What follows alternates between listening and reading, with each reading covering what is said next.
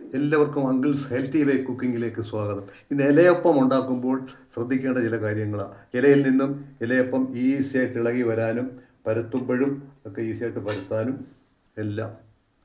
അതായത് ഇലയപ്പം തേങ്ങാപ്പാലിലോ പശുപാലിലോ ആണ് നമ്മൾ അരിമാവോ അല്ലെങ്കിൽ ഗോതമ്പ് പൊടിയോ കുഴയ്ക്കേണ്ടത്. അപ്പോൾ ഇതുപോലെ ഇലയിൽ നിന്നും ഇളകി വരും. ഇതുപോലെ ഇളകി വരും.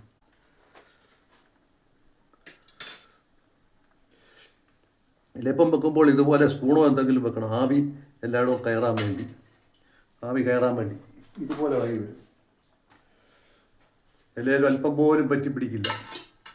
തേങ്ങാപ്പാലോ പശുവും പാലോ.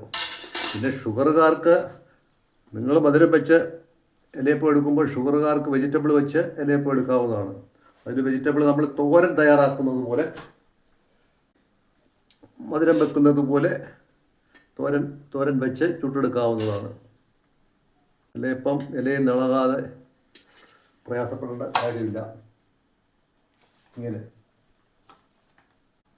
ആവി കയറാൻ ഇടയ്ക്ക് ഒരു വാഴത്തണ്ടോ സ്പൂണോ എന്തെങ്കിലുമൊക്കെ വെച്ച് കൊടുക്കണം.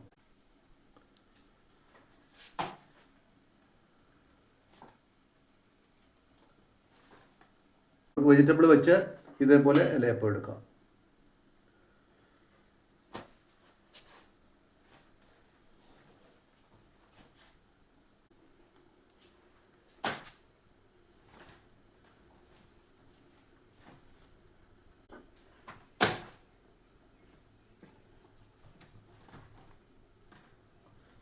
ഇങ്ങനെ